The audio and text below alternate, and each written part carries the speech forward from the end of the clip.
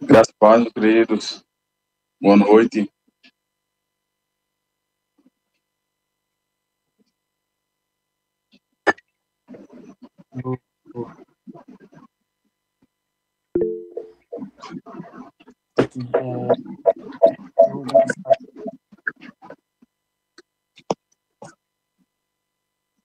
Vamos começar aí a nossa. Aí, isso, pastor, para nos ensinar esse livro aí importante. E aí, né, para que o Senhor abençoe a palavra, tá? Então, você pode começar já orando, já quiser falar algo também, mas fica à vontade. Amém. Amém. Vamos orar.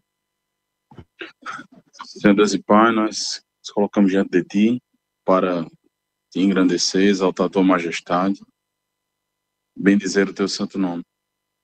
Queremos Te agradecer por esse momento, por essa oportunidade, por esse grupo que tem se dedicado a estudar mais intensamente a Tua palavra. Que Teu Santo Espírito nos ilumine nessa noite, nos trazendo a visão para aquilo que o Senhor deseja nos ensinar. Em nome de Jesus, amém. Amém. Pessoal, a gente está com a parte de Êxodo, dos capítulos 19 a 24, certo? E esse trecho, né, do livro de Êxodo é conhecido como a Aliança do Sinai. É um momento onde Deus se revela e o autor dos Hebreus vai trazer que ele tabernaculou com os homens. Esse período, essa podemos dizer, essa peregrinação na região do Sinai, ela dura cerca de 40 anos, né? E vai estar descrita, narrada ali até Números capítulo 10, né? Em seguida eles vão adiante, vão para sentido Cades Barneia, vai ter os incidentes, as lutas, né? Até chegar à entrada da Terra Prometida. E não sei como vocês estão fazendo a tratativa aqui da leitura do texto, mas pelo tempo que a gente tem, não dá para a gente fazer a leitura completa dos capítulos, infelizmente. Então a gente está aqui supondo que todos já leram os capítulos e a gente vai fazendo uma tratativa naquilo que nos parece mais pertinente tratar, certo? Vamos lá. A gente vai fazer uma leitura do início do capítulo 19 para a gente se situar. Terceiro mês da saída dos filhos de Israel da terra do Egito, no primeiro dia desse mês, vieram ao deserto do Sinai. Tendo partido de Refidim, vieram ao deserto do Sinai, no qual se acamparam ali, pois se acampou Israel em frente do monte.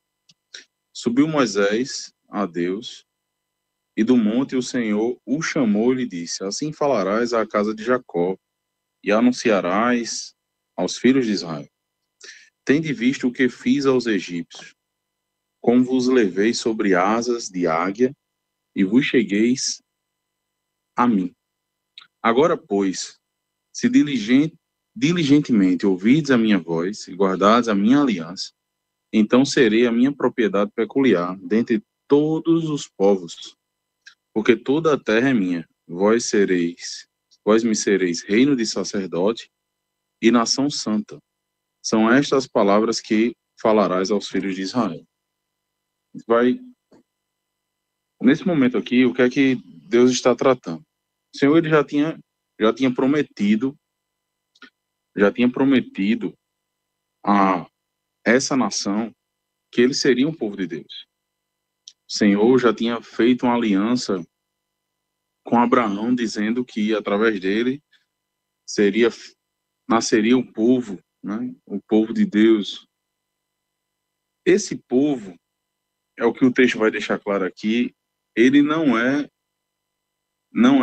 o único povo, é o povo a partir do qual o Senhor vai se revelar às nações, né? A ideia que a gente tem que ter, né, de todo o Pentateuco é justamente essa. É a história de um povo que Deus escolheu para que, através dele, o próprio Deus, fosse revelado a todo o mundo. Infelizmente, Israel parece ter interpretado isso de forma um pouco até equivocada, considerando-se como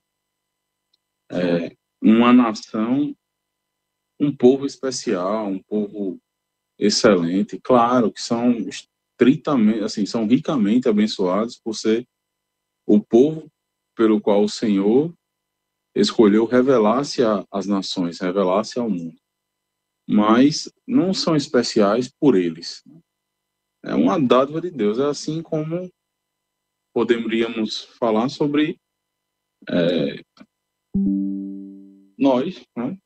Nós não somos chamados pelo Senhor e isso nos torna, não porque somos especiais ou somos bons, não. O Senhor nos chamou para, através de nós, revelar-se também a muitos, né?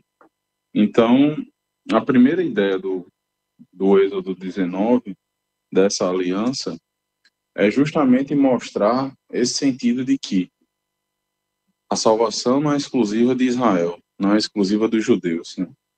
Tanto que, ao longo de todo o Pentateuco, a gente vem notando performances como essa e falando aqui do Êxodo até a entrada da Terra Prometida, percebemos de muito claro a história de Raab. E nós percebemos aqui algo muito interessante que vai implicar para os capítulos seguintes, principalmente do 21 ao 23. O Senhor é quem chama. Nós temos que ter algo em mente, né? Já existiam nações formadas, né? O próprio povo, ele saiu do Egito. O Egito era um império. Já existia também, a esse tempo, numa região mais, digamos assim, um pouco mais afastada, que foi inclusive de onde Abrão saiu, a região dos caldeus, era a região da Mesopotâmia. E, historicamente, a gente sabe que existiam-se também outras nações e impérios, no caso, e o mais conhecido, Babilônia. E a partir daqui, o que é que vai acontecer? O Senhor ele vai fazer a aliança com o povo e vai designar como esse povo deve seguir, deve comportar-se, deve suportar-se. E o Senhor ele traz isso. É interessante notar que a legislação do povo de Israel, do povo hebreu, ela não é uma legislação que vem de Moisés. Moisés poderia ter tomado para si, humanamente falando, essa postura, essa didática legislativa, ou tomado para si um poder que não foi lhe dado, mas ele poderia usurpar. O que eu estou querendo mostrar com isso é que no Egito, por exemplo, o chefe de Estado, o governante do Egito, ele dizia ter obtido, né, poder divino, né, ou autorização divina para que ele pudesse governar aquele povo. O imperador babilônico, da mesma forma, recebeu uma autoridade ou uma outorga divina para que pudesse reger aquele povo. e cria uma legislação para isso, que é o código mais conhecido dessa época. Na verdade, ele é anterior de 300 a 500 anos ao código, à legislação hebreia, que inclusive alguns tentam dizer que Moisés teria copiado, né, essa legislação, e a gente vai tentar mostrar um pouco aqui que não faz sentido essa ideologia, e um dos pontos é justamente esse. Moisés, ele não toma para si essa outorga de poder, ele não atrai para si essa responsabilidade, pelo contrário, ele se mostra a todo tempo na função que Deus estabeleceu, um intermediador, um intermediário entre Deus e o povo, apontando também para tanto a figura de Cristo, né, que seria o sumo sacerdote, a intermediar as relações entre todo o povo de Deus, em todas as nações, e o próprio Deus. E aí Moisés não traz para si essa responsabilidade, pelo contrário, é mostrado a todo tempo que quem legisla, quem é autoridade sobre esse povo é o Senhor, é o próprio Deus. E isso é o diferencial, é o maior, assim, é o maior diferencial, é o que faz desse povo, dessa nação, realmente ser uma nação singular em relação a todas as outras nações. E o Senhor, ele inicia esse diálogo mostrando ou relembrando, fazia pouco tempo que Israel tinha saído do Egito, né? Fazia apenas 3 meses, conforme o próprio texto vai dizer. E o Senhor, ele vai tomar para si, o próprio Deus vai tomar para si a autoridade de dizer: olha, vocês viram o que eu fiz, vocês viram o que eu fiz à nação, vocês viram como eu tirei vocês dessa nação. É interessante o termo que ele usa, sobre asas de águia. Sobre asas de águia, né, a gente trata-se estritamente de proteção da ave, de uma das aves, na verdade, mais poderosas e guerreiras que nós conhecemos. Então, se existe um lugar seguro, se existia um lugar seguro a se tratar, seria sobre a proteção de uma águia. E a ideia de que suas garras prendem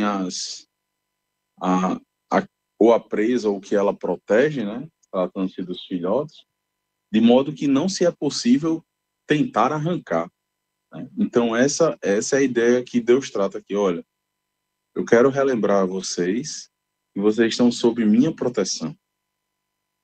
E quero mostrar e quero relembrar a vocês que proteção é essa, que poder é esse, sob debaixo de quem vocês estão. Isso para as nossas vidas, meus irmãos, traz uma segurança maravilhosa. É de saber que a gente é povo de Deus e está debaixo da proteção dele. Não tem nada que vá nos trazer mais acalento nesse mundo tão difícil. A gente vive dias tão complicados, cheio de tantas lutas, de tantos intempéries, de tantos desafios a vencer, de tantos pensamentos contrários, de tantas tentações. E lidar com esse texto e poder vislumbrar que estamos sob a proteção de um Deus todo-poderoso, isso nos traz um alívio gigantesco para poder enfrentar tudo nesse mundo e para poder vencer os pensamentos difíceis. Mas o texto vai continuar mostrando o quanto Deus tinha esse povo como propriedade. Ele vai deixar muito claro aqui, dizendo: vocês são minha propriedade.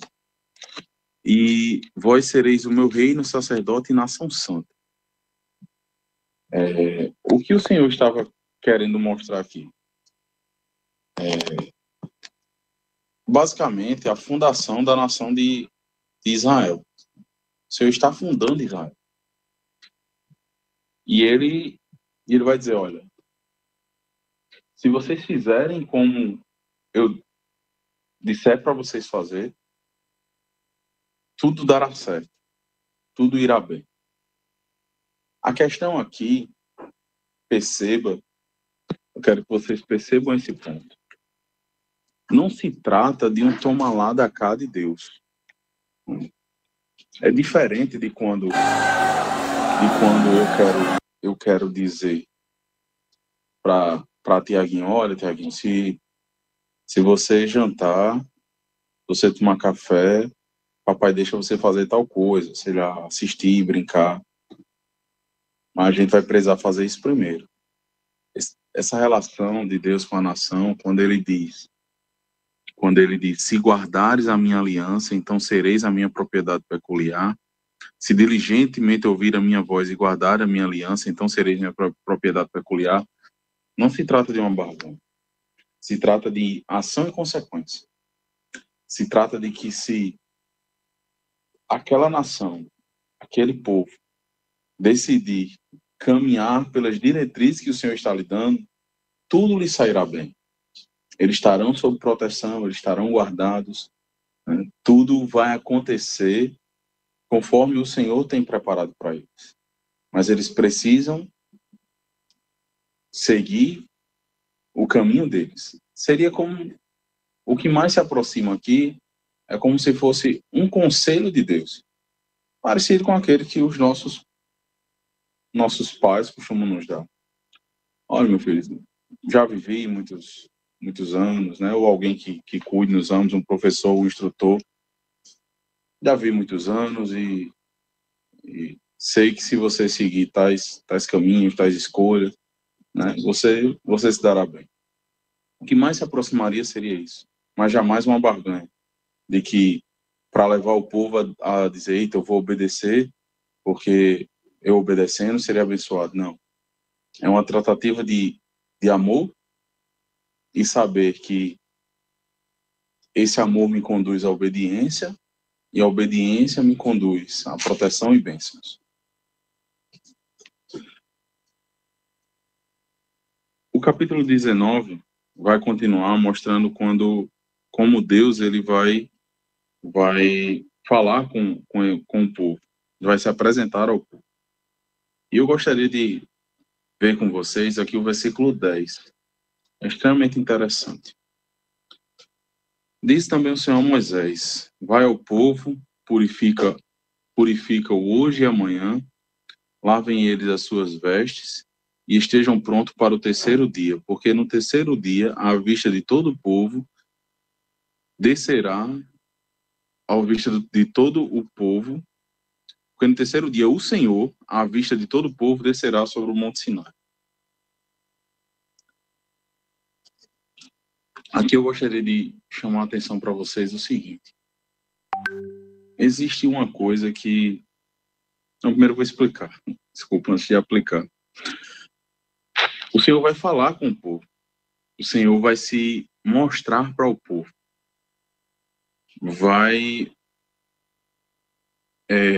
A presença de Deus vai descer no Sinai. Não é uma teofania propriamente dita, embora alguns autores considerem uma subespécie de teofania, porque a presença de Deus vem ao monte. E ele pede preparo. E perceba, quando você que leu o texto, vai dizer que ele vai ver que ele estabelece um limite. E essa purificação toda de lavar as vestes, de que lavem as suas vestes, estejam prontos, né, de haver um preparo. Não é para tocar no monte. Não. vai existir um limite antes do monte, mas o Senhor pede preparo para que o povo possa estar na sua presença. Meus irmãos, conforte com o quanto isso nos faz refletir sobre muitas posturas que nós temos, né? Primeira coisa é que nós estamos a todo tempo na presença de Deus. A nova aliança nos fez isso. E quanto preparo nos falta no cotidiano, manifestação desse preparo para estarmos na presença de Deus? Quantas são as falhas cotidianas, os erros cotidianos e como parece que temos essa presença como algo tão comum, quando na verdade parece que nos falta o entendimento do que é a presença de Deus, do que é estar na presença de Deus e para nós o que é viver na presença de Deus. Perceba que essa nação se preparou 2 dias para poder ver a presença de Deus. E eu gostaria de nessa noite, embora em um estudo, né, trazer essa reflexão pessoal, para que a gente possa zelar mais por aquilo que a gente tem. A gente é templo e morada do Espírito Santo de Deus. E por quanto não temos deixado esse templo purificado, limpo. Entendo quando eu vou dizer a palavra merecedor, mas não é a palavra que mais me vem à cabeça, que se aproxima, merecedor realmente de uma habitação do Espírito Santo de Deus, né? Se é que a gente pode se utilizar dessa palavra merecedor, mas eu digo merecedor não de mérito, mas de um ambiente que eu me sinta bem em convidar o Espírito Santo a habitar. E o texto vai dizer, né, que ele vai demarcar esses limites, guardar de subir nos montes, né, porque se tocasse no monte iria morrer realmente.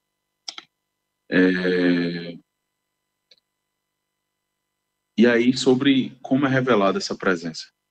Versículo 16 vai dizer que ao amanhecer do 3º dia, houve trovões, relâmpagos e uma espessa nuvem sobre o monte.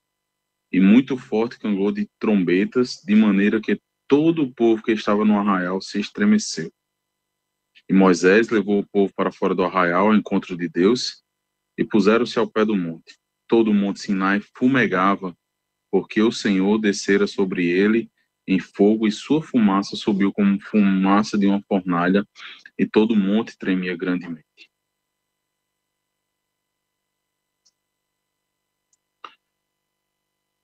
Descendo o Senhor para o cimo do monte Sinai, chamou o Senhor a Moisés para o cimo do monte.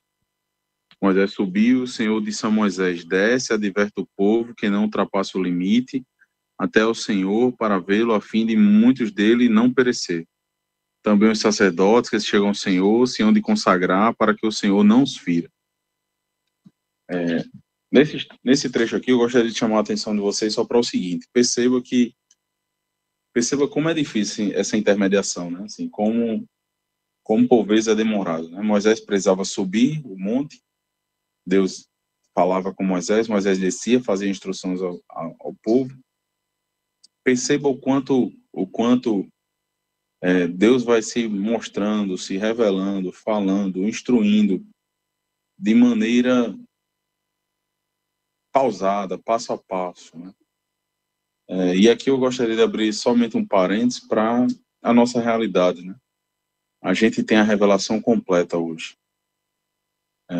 Embora uma experiência dessa seja única, mas nós hoje estamos diante da revelação completa de Deus, do plano completo de Deus para para a humanidade. E o que temos feito disso? Qual valor temos dado a isso?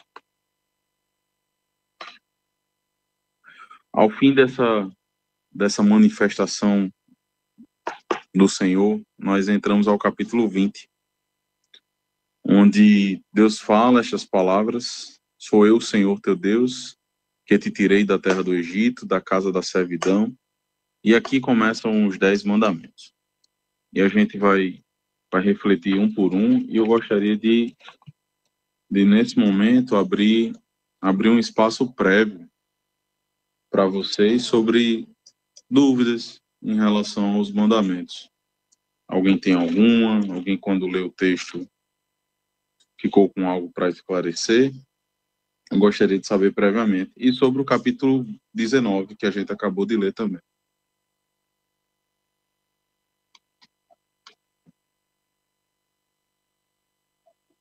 Alguém? Amém. Everton?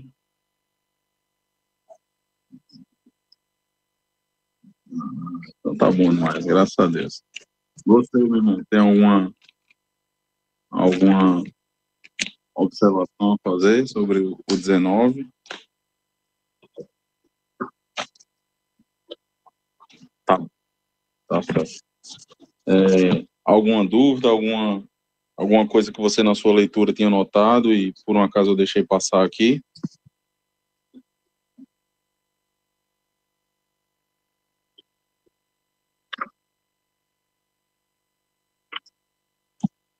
Amém. Amém. Sim, gente, quero passar para vocês uma indicação, né, é um livro, é um comentário bíblico bem simplificado, todos eles, na verdade, assim, todo o comentário dele é bem simplificado, mas profundo demais. É o comentário do Hernandes sobre Êxodo, e o comentário conhecido como comentário de bolinha também. São comentários muito, muito bons. Então vamos lá, vamos seguir. Os 10 mandamentos. Pergunta da gincana, os 10 mandamentos na ordem inversa.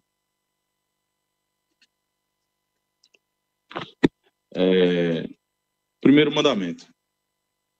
Não terás outros deuses de diante de mim.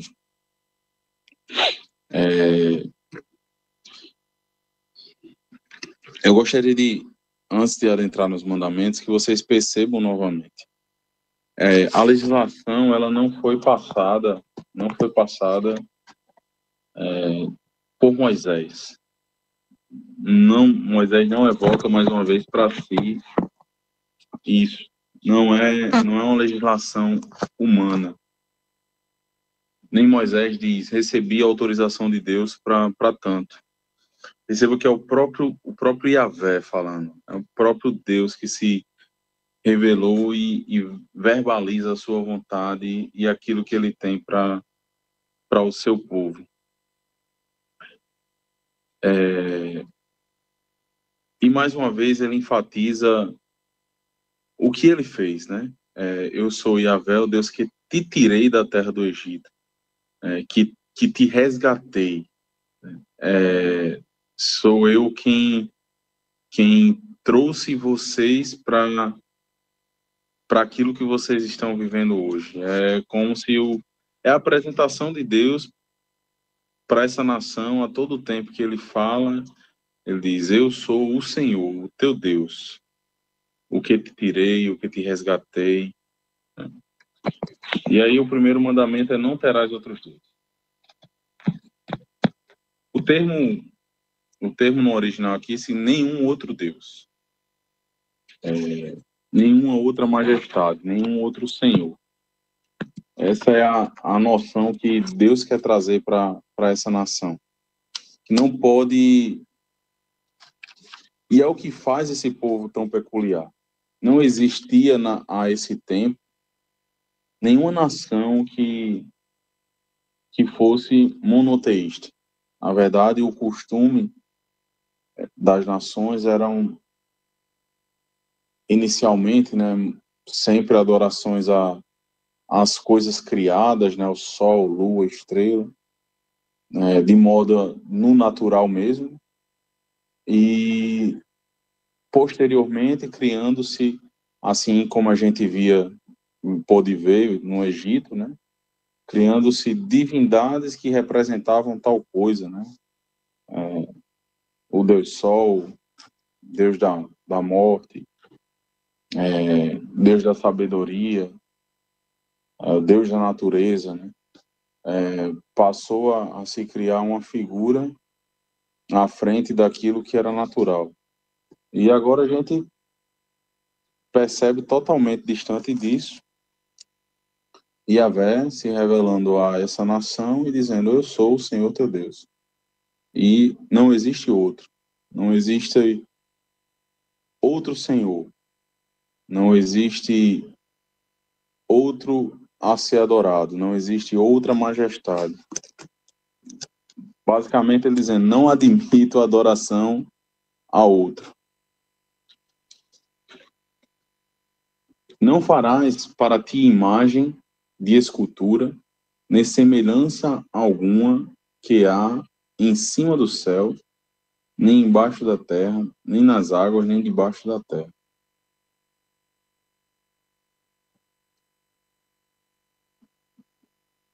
A imagem aqui, ela não só trata da figura propriamente dita. O que pesa aqui, o que pesa não é a representação. O que pesa nesse texto não é a ideia de uma estátua simplesmente por uma estátua, de uma escultura simplesmente por ser escultura, não. A ideia é sobre o que é feito, é sobre o que é sobre a adoração da imagem, é sobre a adoração da escultura, é sobre eu pegar a exemplo do que o povo fez um bezerro de ouro e adorar e exaltar essa imagem, uma adoração que seria dada a Deus, eu transferi para isso. E aqui eu gostaria de fazer a minha primeira observação. Quantos são os momentos, quantas são as oportunidades em nossas vidas que a gente simplesmente põe pessoas, põe desejos, cria ídolos dos quais nós deveríamos jamais colocar na posição que Deus deveria ocupar em nossas vidas, em nossos sentimentos, em nossa mente, e colocamos no lugar do Senhor. Quantas são Everton, 15 minutos aqui termina, tu não me passasse não o tempo da reunião não.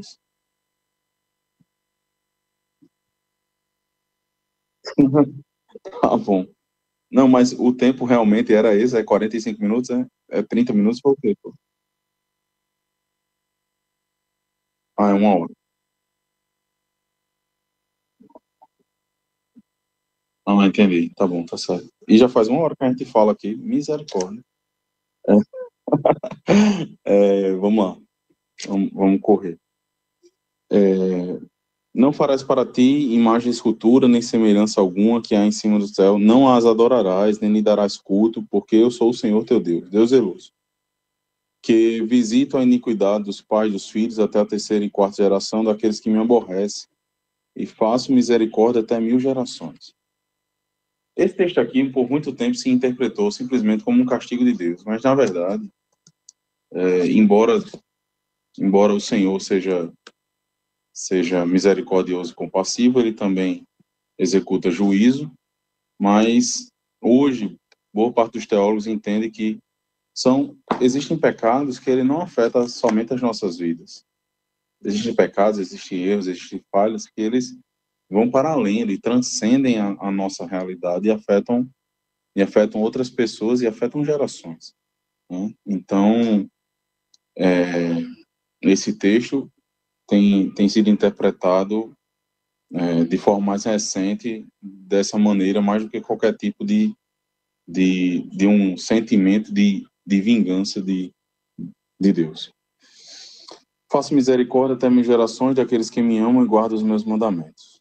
Não tomarás o nome do Senhor teu Deus em vão, porque o Senhor não terá por inocente o que tomar o seu nome em vão. Esse mandamento ele trata muito mais de jurar em nome do Senhor de forma vã. À luz dos evangelhos,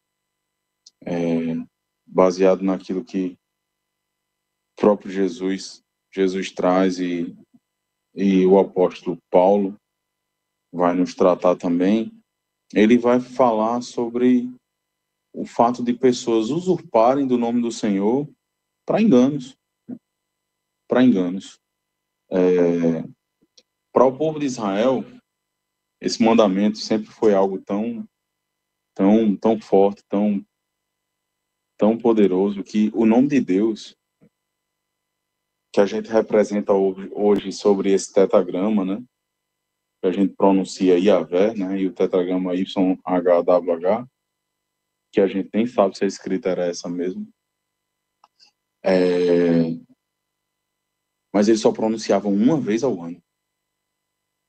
Para a gente ter ideia do quão forte eles tinham esse mandamento. Não tomarás o nome do Senhor em vão, lembra-se do dia do sábado, para santificar, 6 dias trabalharás e fará toda a obra, mas no 7º dia, o sábado do Senhor teu Deus, não farás nenhum trabalho, nem tu, nem teu filho, nem a tua filha, nem o teu servo, nem a tua serva, nem o teu animal, nem o forasteiro das tuas portas, para dentro. A gente nem precisa, quer dizer, na verdade o que eu queria destacar dessa passagem é que ele trata mais de da gente saber que a gente precisa ter um momento. A gente precisa ter momentos para o Senhor. A gente precisa ter nosso tempo com o Senhor. O próprio Jesus, embora ele tenha dito que veio cumprir a lei, ele vem tirar uma legalidade, né, que por muitas vezes esteve presente dentro do povo de Israel e às vezes parece fazer presente em nossas vidas, de modo que a gente toma tudo aquilo que é mandamento, que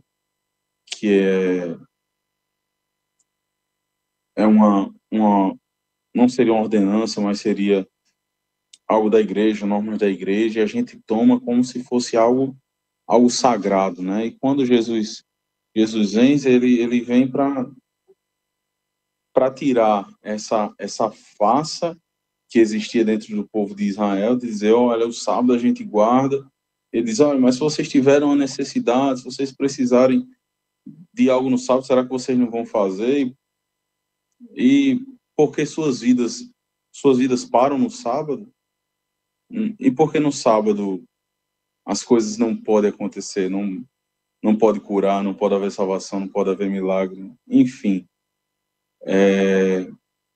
A gente precisa saber que precisa de um tempo para o Senhor, que a gente precisa de um tempo para descansar, que a gente precisa não estar atolados em atividades de domingo a domingo, sem preservar tempos para família e para o Senhor. A gente precisa dirigir as nossas vidas de modo que tudo tenha seu tempo, tudo tenha seu lugar, tudo tenha seu momento e de forma muito organizada, para que a gente nem fique nem, como diz o ditado popular, nem tanto, nem quanto. Honra teu pai e a tua mãe para que se prolongue os teus dias na terra, que o Senhor teu Deus te dá. Apesar de ser extremamente algo autoexplicativo, o que eu gostaria de enfatizar nesse mandamento é o seguinte: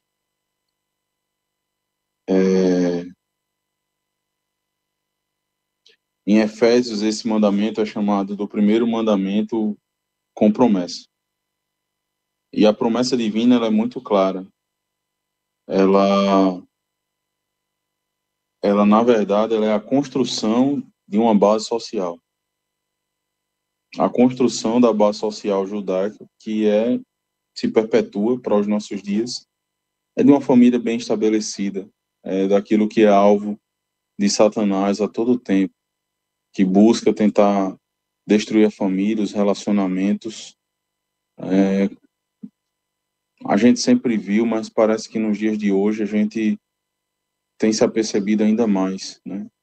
Pais que não conseguem se relacionar com os filhos, né? O pai, a mãe, filhos que odeiam seu pai, odeiam sua mãe e por vezes, por algumas vezes, por coisas que sofreram ou sofrem, por outras vezes sem motivo aparente alguma, mas sendo uma ou outra, a desonra ela é condenada pelo Senhor. O mandamento seguinte é não matarás. Não matarás, não adulterarás, não furtarás. São os próximos. Nesses três eu gostaria de abrir o seguinte parênteses. O Senhor Jesus, ele quando ele vem falar dos mandamentos, ele estabelece uma ligação ainda mais profunda, muito mais profunda. Ele tira os mandamentos daquilo que é físico e palpável para o mundo inteligível dos nossos pensamentos. De modo que ele vai dizer que se pensarmos em matar, se pensarmos em adulterar, em nosso coração, nós já cumprimos tal pecado. Ou seja, o pecado, ele transcende o fato criminoso. Ele transcende o erro, no sentido palpável. E o parênteses que eu queria abrir aqui é cuidado com os nossos pensamentos, meus irmãos. Às vezes o inimigo tenta usar de setas, de dardos, né? Os dardos inflamados do maligno descrito em Efésios, eles são exatamente isso. É a informação satânica chegando em nossas mentes para que as nossas mentes se perturbem e tramem e pensem e de modo que aquilo que a gente brinca hoje, né, e inclusive mesmo, né, os pensamentos intrusivos. Cuidado com os pensamentos intrusivos. A gente precisa estar extremamente vigilante. Quantas famílias destruídas por conta, aqui estou no 14, no adultério, quantas famílias destruídas, quantos relacionamentos, quantos namoros, quantos casamentos destruídos por conta de adultério. E assim, antigamente a gente percebia adultério, ele parecia tratar-se mais de existir essa coisa física, né, do toque e tal. Mas hoje a gente percebe o quanto através das mídias, né, o quanto isso transcende, né? Quanto conversas, curtidas, tempos gastos em olhar posters, eles, eles caminham nesse caminho e se... Oi, Everton, pode dizer. Abra, abra. Tá bom, tá certo.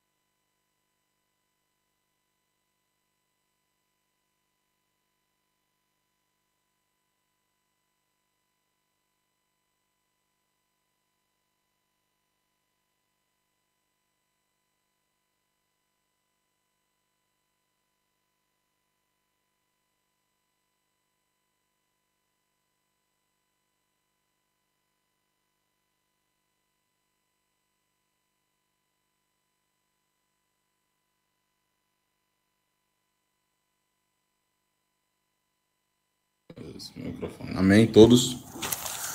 Vamos lá. Para concluir, não darás falso testemunho contra o teu próximo.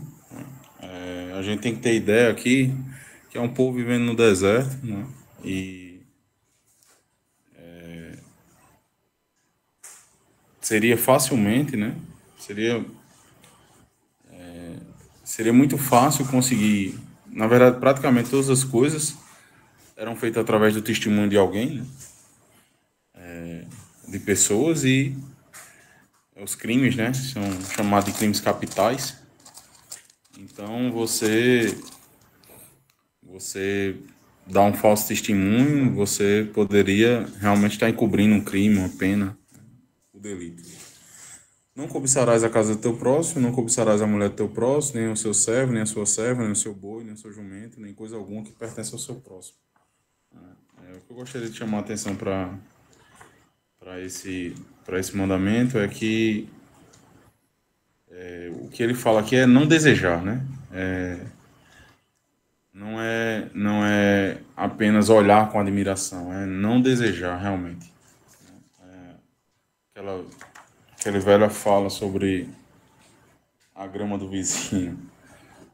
E a gente sabe que quando isso acontece, né, o pecado do desejo ele vai vir da cobiça. Né? Então a gente precisa realmente guardar o nosso coração. O texto vai seguir dizendo que todo o povo presenciou os trovões, os relâmpagos, o clangor de trombeta, o monte fumegante, e disseram a Moisés: Fala-nos tu, e te ouviremos, porém não fale Deus conosco, para que não morramos. A gente percebe o poder da glória de Deus, né?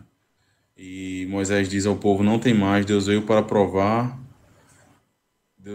vos provar e para que o seu temor esteja diante de vós, a fim de que não pequeis. O povo estava de longe, em pé, Moisés, se chegou à nuvem escura, que era onde Deus estava. Aqui do 20 ao 23, a gente vai resumir, vai finalizar no 24.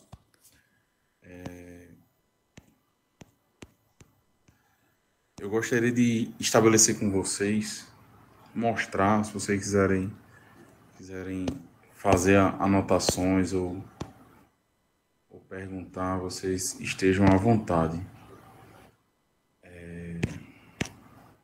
Vamos lá.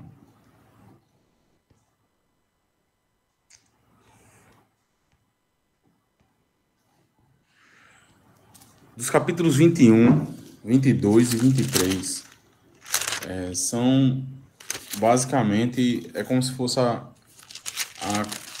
podemos dizer, a Constituição, a grosso modo, a Constituição do povo de Israel, certo? E por muito tempo,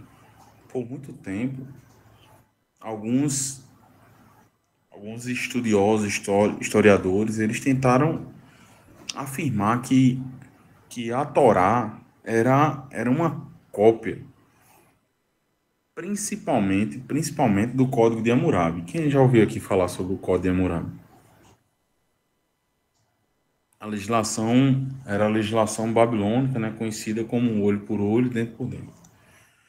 E aí eu queria trazer algumas afirmações para vocês aqui. Primeiro, que a Torá não é cópia, né?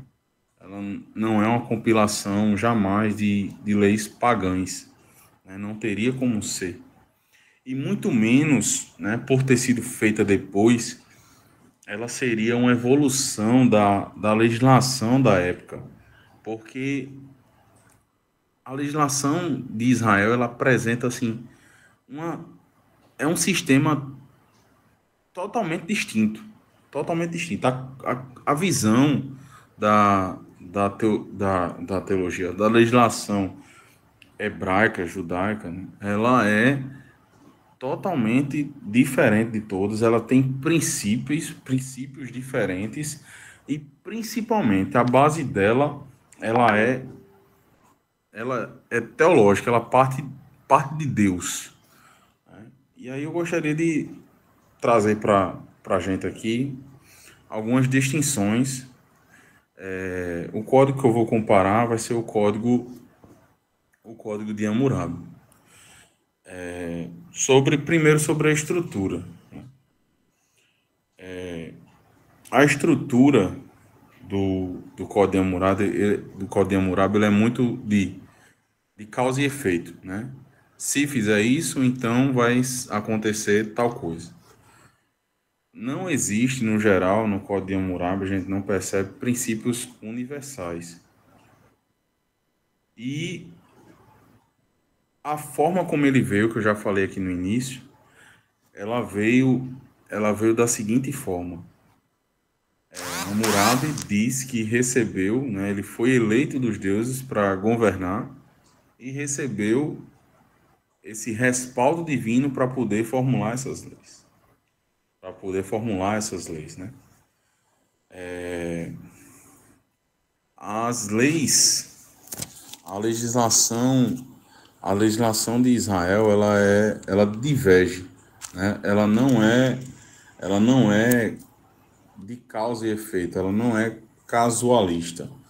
Ela é sobre aquilo que a gente consegue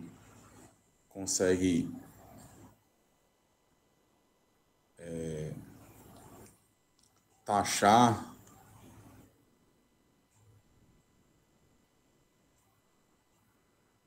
Ela é como se fosse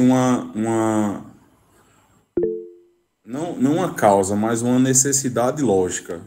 É como se fosse um preceito, uma verdade, pronto, a palavra que eu queria chegar era assim, uma verdade. Por exemplo, não furtarás, não matarás. Se acontecer tal coisa, você pode matar. Não é para matar. Não é para matar. Claro que vai existir a exceção, mas a ordem é: não matarás. Ela não é de causa e efeito. Ela tem declarações estritamente divinas, né? Eu, Senhor teu Deus, te tirei do Egito. Se vocês fizerem dessa forma, se vocês seguirem os meus preceitos, se vocês seguirem as minhas ordens, se vocês seguirem os meus mandamentos, tudo irá bem, né? Ou seja, foi estabelecido por Deus, não foi o homem que tomou para si, foi o próprio Deus. A lei no Código de Hammurabi, né, baseado nisso, ela procede de uma autoridade estatal e centralizada. A lei na Torá, ela procede estritamente do Senhor Deus. Os reis, os imperadores, né, nos códigos, sejam eles qual for, eles eram eles que legislavam. É engraçado, eles faziam as leis e eles executavam as leis.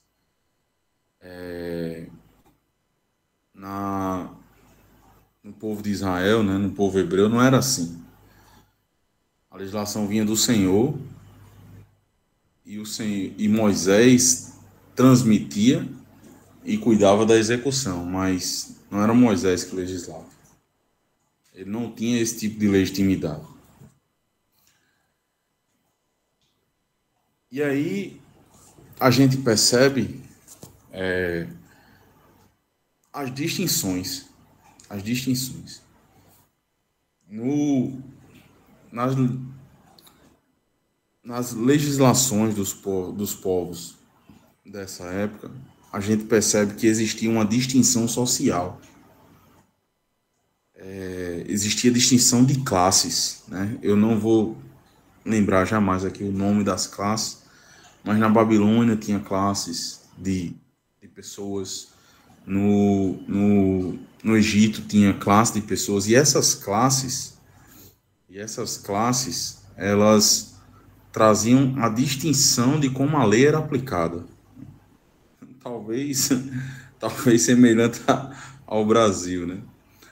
Mas para vocês terem ideia, por exemplo, se um nobre, vou pegar o Código Hammurabi aqui, se um nobre ele cometesse um crime contra outro nobre, seria olho por olho, dente por dente.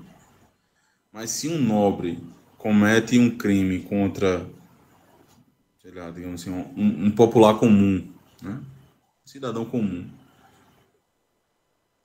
esse nobre ele paga uma multa. Se ele, por exemplo, cometesse algo contra um escravo, por exemplo, ele não pagaria nada ao escravo, no máximo uma reparação ao dono do escravo. Então, assim, a vida, né, o meio de sociedade, ele era relativo, de modo que a lei era relativa. E a finalidade das legislações, né, dos povos era fazer uma sociedade, né, que a gente conhece como estratificada, né, ou seja, permanecer aquele sistema, né, e, no geral, sempre foi fazer permanecer o interesse dos nobres, dos ricos, né, da realeza, enfim.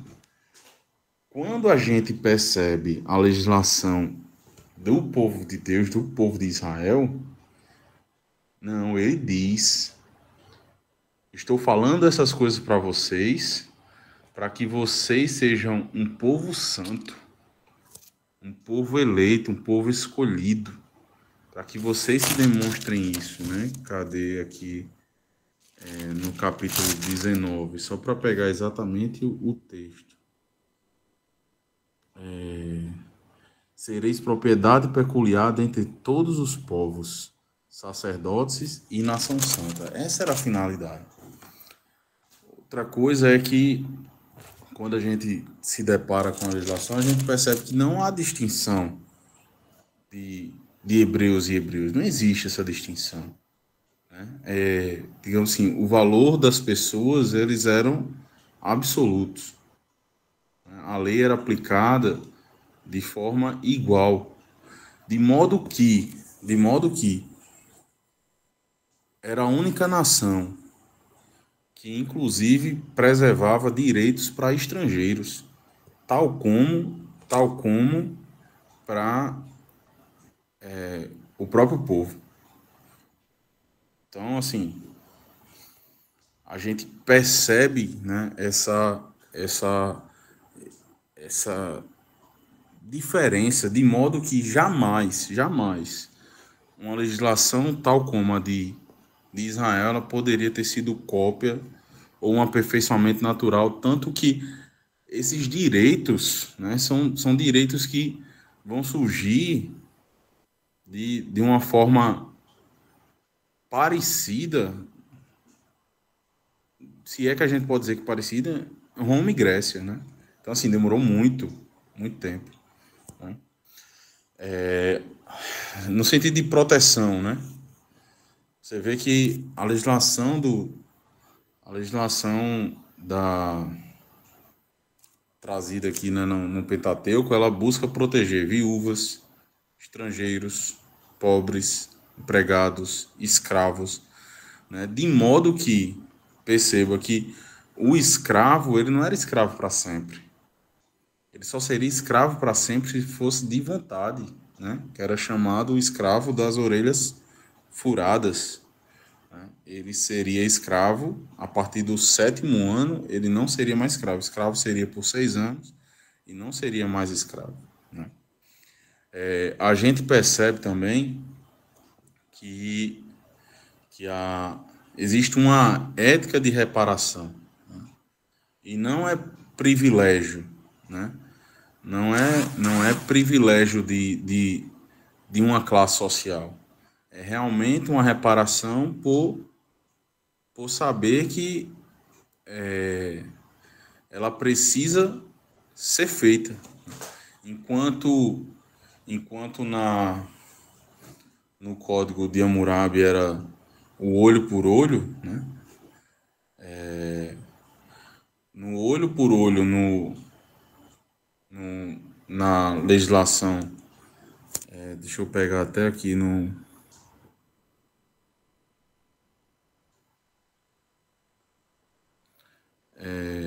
que até traz aqui no capítulo 21, versículos 22 a 24, ele não é literal. Ele é um princípio jurídico de igualdade de tratamento, para que não exista uma vingança ilimitada, né? Uma padronização das indenizações, né? Ou seja, seria uma espécie de equilíbrio, né, do julgamento da vítima e do réu. Já no Código de Hammurabi, não. É uma literalidade física, o que é totalmente diferente. Além das diferenças, né, da religião ser politeísta, né, na Babilônia, da justiça vista como uma ferramenta do rei para manter o poder, e as divindades legitimam uma ordem social, né? No povo hebreu, não. A gente vê um monoteísmo ético, porque é o Senhor quem legisla. A justiça é manifestação. Isso aqui é extremamente importante. A justiça é manifestação ou expressão do caráter santo de Deus. A lei, ela revela quem Deus é e não apenas o que o homem deve fazer. Quando a gente toma isso como consciência de que a legislação, né, ela vem como uma premissa ética e moral da essência de Deus, né, a nossa perspectiva muda completamente e não tem como a gente comparar com nenhum outro tipo de legislação. Aqui eu fiz uma anotação sobre como Israel não tinha ambiente para copiar. Israel era um povo de ex-escravos, né, recém-libertos. Não tinha estrutura administrativa, nem semelhante ao Egito, nem à Babilônia. A legislação do Pentateuco, ela é extremamente avançada para o contexto socioeconômico de Israel. A gente está aqui com um povo que não tem estrutura administrativa. Não tem organização social. A organização social ela vai passar a existir agora, né? E ela se apresenta extremamente, podemos dizer assim, uma legislação densa, né? E aí, a exemplo, né, das distinções aqui, pegando dos capítulos, né, do 20 ao 23, podemos destacar ou do 21 ao 23, né? 21, limites para a escravidão. 22, né? Proteção do estrangeiro. 23, leis humanitárias. E aqui a gente agora vai para uma finalização dessa parte. À luz da revelação, o Pentateuco, ele é a legislação, né, do Pentateuco, ela é fruto de um Deus santo que redime antes de legislar. É um código de vida para um povo em aliança. É a expressão do caráter divino, né, que foi o que eu falei agora há pouco. À luz da sociedade da época, essa legislação ela rompe com o elitismo jurídico, principalmente da Mesopotâmia, nivela a dignidade de todos, protege vulneráveis, introduz princípios de misericórdia e justiça real. À luz da legislação antiga, não copia nenhum código, não segue estruturas sociais e não compartilha dos fundamentos teológicos que regem as outras legislações. E uma aplicação para a nossa vida hoje é que a ética da legislação judaica ela estabelece limites para o poder humano. Ela valoriza a dignidade da pessoa, um princípio constitucional nosso, que entrou em 88, né? E a gente já observa nesse código. Ela inspira direitos humanos e influenciou profundamente o direito ocidental. Portanto, a legislação judaica ela não é imitação, adaptação ou derivação de leis mesopotâmicas. Ela é um sistema jurídico teológico único, revelado, igualitário e sem paralelos no mundo antigo. Para finalizar, a gente vai para o capítulo 24 e a gente encerra o nosso estudo. Disse também Deus a Moisés: sobe ao Senhor, tu, Arão, Nadab, Abiú, 70 dos anciãos de Israel, adorai de longe. Só Moisés se chegará ao Senhor, os outros não se chegarão, nem o povo subirá com ele. Veio, porém, Moisés e referiu ao povo todas as palavras do Senhor e todos os estatutos. Então todo o povo respondeu em uma voz e disse: tudo o que falou o Senhor faremos. Moisés escreveu todas as palavras do Senhor, e tendo se levantado pela manhã de madrugada, erigiu um altar ao pé do monte, 12 colunas, segundo as 12 tribos de Israel. Enviou alguns jovens dos filhos de Israel, os quais ofereceram ao Senhor holocausto, sacrifício pacífico de novilho. Moisés tomou metade do sangue, pôs em bacias, e a outra metade aspergiu sobre o altar. Subiu, tomou o livro da aliança e leu ao povo, e eles disseram: tudo que falou o Senhor faremos, e obedeceram. Então tomou Moisés aquele sangue, aspergiu sobre o povo e disse: eis aqui o sangue da aliança, que o Senhor fez convosco a respeito de todas essas palavras. Aqui no capítulo 24 é o fechamento dessa aliança que o Senhor fez com o seu povo. O Senhor, ele tem para as nossas vidas princípios. O Senhor tem nos norteado através das suas escrituras. E hoje estamos debaixo de uma nova aliança. O capítulo 24, ele é o fechamento ou a conclusão dessa aliança feita de Deus para com o seu povo. Percebam que não se trata de algo imposto. Digamos, não é uma constituição outorgada, mas é uma aliança de compromissos. O povo se compromete com o Senhor a seguir os seus princípios, os seus mandamentos, seus fundamentos, que são corretos, que são certos, éticos, morais, e Deus se compromete a estar com esse povo.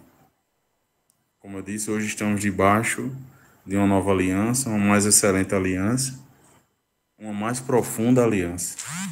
Que a gente possa saber que antes de qualquer cidadania, a nossa cidadania é celestial.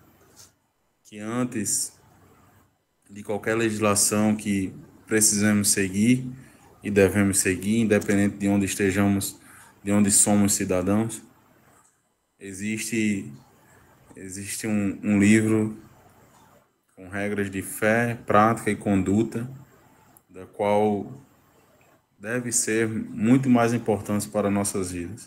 E seguindo ele, estaremos com certeza de tabela, cumprindo os nossos deveres e obrigações cívicas. Eu gostaria de encerrar esse estudo trazendo uma verdade para cada um de nós. Nós servimos a um Deus santo, a um Deus que preserva a sua santidade, preserva a sua palavra. A um Deus que é o mesmo ontem, hoje e eternamente. E se nós estamos aqui diante das Escrituras, diante de um Deus que solicita do seu povo em aliança que cumpra a sua parte na aliança, isso não mudou. Nós precisamos continuar cumprindo a nossa parte na aliança. Precisamos continuar vivendo as nossas vidas como cidadãos dos céus. Essa legislação aqui não é uma legislação, digamos, feita para terrenos. É uma ética que manifesta o caráter do nosso Deus. É uma ética que expressa ao mundo o Deus ao qual servimos. Que o Senhor tenha misericórdia das nossas vidas. Que o Senhor nos conduza e nos cubra de graça, para que a gente possa viver neste mundo, continuando cumprindo o princípio que era desde o início. O princípio não falando de início, né, mas falando de regra. A regra que é desde o início. Nós somos nação do Senhor, povo escolhido,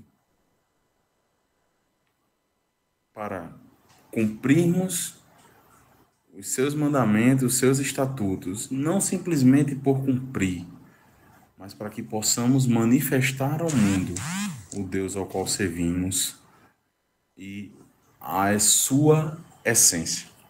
Que o Senhor nos abençoe, que o Senhor tenha misericórdia das nossas vidas, que o Senhor continue abençoando essa trilha ágios. Espero estar com vocês em novas oportunidades e espero também poder participar do próximo encontro.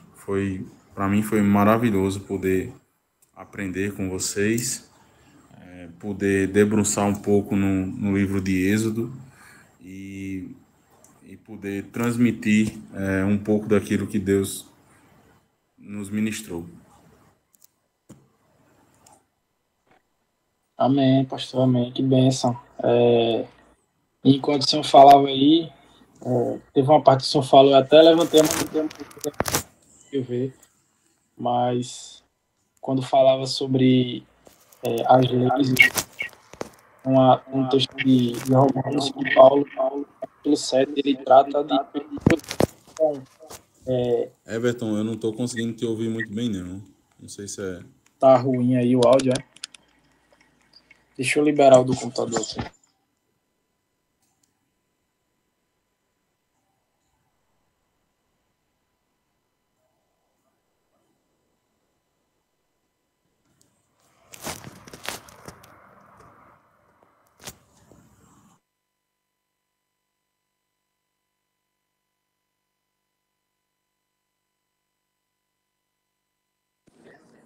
Melhorou.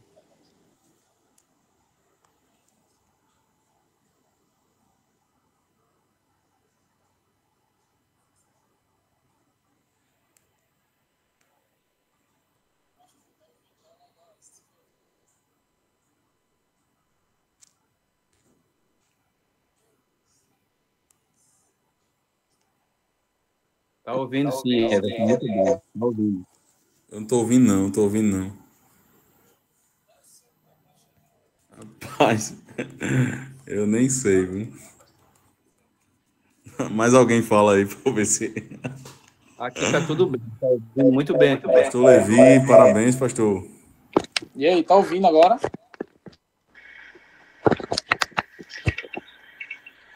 Nada? Enfim, vamos seguindo aqui. O pessoal tá ouvindo? Só pra confirmar. Tá, beleza. O pastor estava falando sobre as leis, enfim, e Romanos 7 fala das pessoas que tentam vencer o pecado com as suas próprias forças. Tanto é que no versículo 7 ele cita: "Aqui diremos, pois, é a lei pecado? De modo nenhum, mas eu não conheci o pecado senão pela lei, porque eu não conheceria a concupiscência se a lei não dissesse, não cobiçarás." Ou seja, Paulo ele vem tratando aqui que a lei ela é insuficiente para nos redimir do pecado. E aí no próximo capítulo, que é no 8, ele trata que quando a gente vive a nova vida debaixo da graça de Deus, a gente consegue. Ou seja, somente a lei, tudo que foi falado, se a gente não tiver a graça de Deus, a gente não consegue obter a salvação através da graça. Então a gente tem que seguir muito o que o pastor tem falado aí, o pastor Tiago, que ele falou, foram coisas assim essenciais. E o que eu acho muito interessante também é que numa terça-noite, onde tem gente que chegou do trabalho, chegou da faculdade, enfim, poderia estar rolando o feed aí do Instagram ou estar assistindo alguma série. A gente está aqui lendo um pouco da palavra, vendo aqui o que é que aconteceu nesse período, quais eram as leis, o que é que foi alterado quando o Senhor ele veio como um homem, o que é que a gente se tornou como o mandamento do sábado. O pastor explicou de uma forma aí que é sensacional. Então, para mim é muito gratificante a gente estar aqui numa terça-feira à noite, ouvindo uma palavra de uma pessoa que a gente Verdade tanto ama, mesmo. né, que é o pastor Tiago. E aí até o pastor Levi tá por aí no seu aniversário comemorando junto com a gente. Se quiser falar alguma coisa, pastor, pode ficar à vontade. Só exatamente assim o que você falou, Everton, é justamente isso, né? A lei, né? Do ponto de vista da salvação, ela nos vai apontar não que a lei não veio para que a gente cumprisse para ser salvo, né? Pelo contrário, a lei não vai nos fazer salvar. A lei, inclusive o pastor Jean costuma dizer muito, né? A lei é um espelho para as nossas vidas, né? A gente está diante desse espelho e vê cada defeito, né?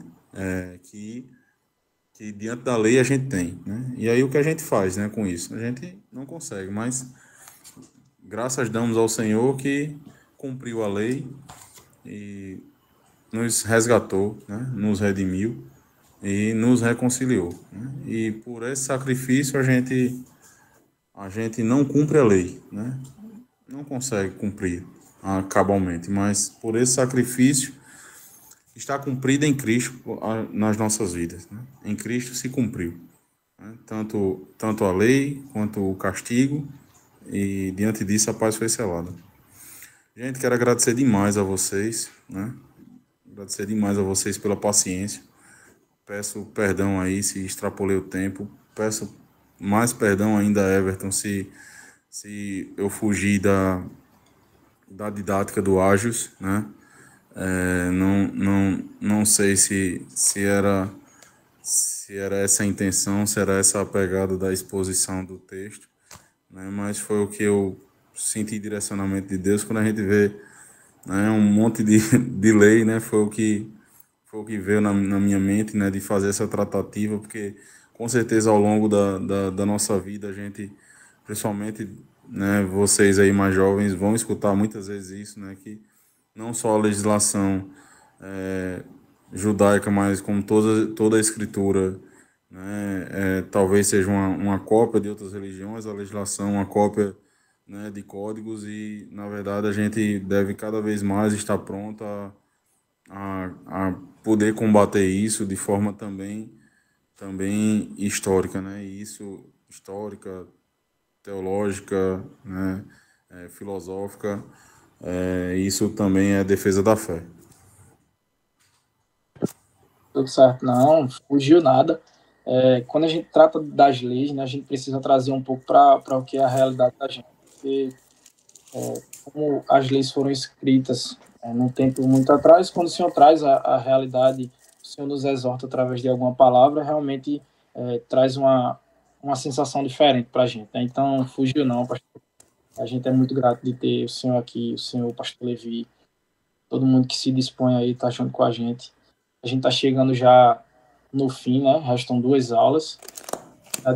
E que a última aula vai ser uma benção. A próxima também, claro, vai ser virtual na próxima terça-feira. E aí no culto de sábado a gente anuncia quem é que vai trazer a reflexão nesse dia e já está escolhido, mas dando uma ênfase maior ao último dia, que será diferente. Presencialmente eu quero ver todo mundo. Então, Tiago, muito obrigado pela sua disponibilidade. Pode ficar ciente que nos próximos livros o senhor estará junto com a gente. Pastor Levi, que está por aí também, não vai fugir também, não. Vai estar junto com a gente. E eu fico muito feliz de saber que a nossa liderança tá junto com a gente, que topa, tá numa terça-noite. Vocês aí têm suas responsabilidades, seus filhos, esposas, enfim, mas vocês estão aqui trazendo a palavra para alguns jovens sedentos, né? Alguns jovens que precisam ouvir. Então é isso, gente. Deus abençoe a vida de cada um. Pastor Levi está por aí ainda? Tenho certeza que será a palavra do pastor Levi também, mas para a gente, assim, um momento como esse, Everton, assim, traz ainda mais alegria para o nosso coração, né? Porque ver, né, como você tem dito aí, né, a quantidade de jovens disponíveis, né, na terça-noite, se dedicando nesse horário, né? A gente sabe que amanhã todo mundo tem seus compromissos. Então, com certeza, isso aí é um combustível para os nossos corações, para a nossa alma, né, de poder estar junto com vocês. A paz a todos. Agradecer ao nosso pastor Tiago pela explanação maravilhosa da palavra. Também a iniciativa de Everton, à frente, herói, à frente dessa trilha. Tem sido de grande aprendizado para nós e até uma maneira de esforçar também até os professores a mergulhar mais profundo para trazer algo melhor para a explanação. Então, tem sido uma bênção mesmo, essa trilha. E jamais eu poderia deixar de faltar. Inclusive, tive há poucos minutos atrás que sair, porque eu tive uma reunião com a equipe da bandinha, né? Fiz um meet também, mas foi algo rápido, só para a gente marcar a confraternização de lá da bandinha. Mas depois retornei para cá e deu para aproveitar muito bem o restante da aula. Tá bom? Agradecer a vocês. Deus abençoe. Amém, amém, gente. Só para a gente fechar, terça-feira que vem, deixa eu ver que dia é. Terça-feira, dia 18, a gente tem, mesmo horário, Google Meet. Eu quero ver todos vocês aqui junto com a gente. Porque como é uma sequência, a gente precisa estar sempre atento. O quiz vai ser quinta-feira também, da mesma forma que sempre é. Eu abro a chamada pelo WhatsApp, simplesinha, a gente abre o quiz e a gente responde. Eu quero ver todo mundo aí. Tem algumas carinhas aí que não apareceram ainda, mas eu espero que apareça. É isso. Pode orar finalizando aí, pastor Tiago também. Vai abrir as fotos do pessoal para tirar foto? É importante. Olha aí. Tinha até esquecido. Vai abrir a câmera aí. Vai tirar aquele print maroto. Vamos, gente. Abre aí a câmera. Olha o Lucão aí, a Liane. Bora. Pastor Tiago. Dani. Isso aí. Tem mais gente? Tem mais gente que vai abrir aí? Bora, Lucas. Abre aí, Lucas. Ele tá ajeitando o cabelo. Vamos abrindo a câmera aí, Thaís. Amém. Vamos lá. Prepara aí no 3. 1. Augusto abriu aí, tá certo. No 3, vamos lá. 1, 2, 3 e. Fechou. Aí sim. É isso, gente. Pastor Tiago, se puder orar finalizando aí. Amém. Ele ouviu, será? Pastor Tiago. Oi, Everton. Pode estar finalizando aí pra gente encerrar a chamada, que esse pouco é tudo de dormir já. Tá bom. Você vai fazer a oração, né? Pode fazer, senhor. Pastor Levi. Essa oração, pastor Levi. Amém. Oremos. Querido Deus, te louvamos por estes momentos maravilhosos. E o Senhor descortinou tua palavra em nossos corações. Que o Senhor possa continuar abrindo nossa mente, nosso entendimento, para recebermos de bom grado a tua palavra. Pai, sabemos que é alimento para a nossa alma, alimento para o nosso espiritual. A tua palavra nos fortalece. Assim eu quero pedir que tu venha abençoar essa classe, essa trilha, os organizadores, todos os pastores que estão conosco juntos. Que o Senhor possa derramar ricas bênçãos celestiais sobre a nossa vida. Assim encerramos. Em nome de Jesus. Amém. Amém, gente. Até mais. Vamos dormir. Deus abençoe.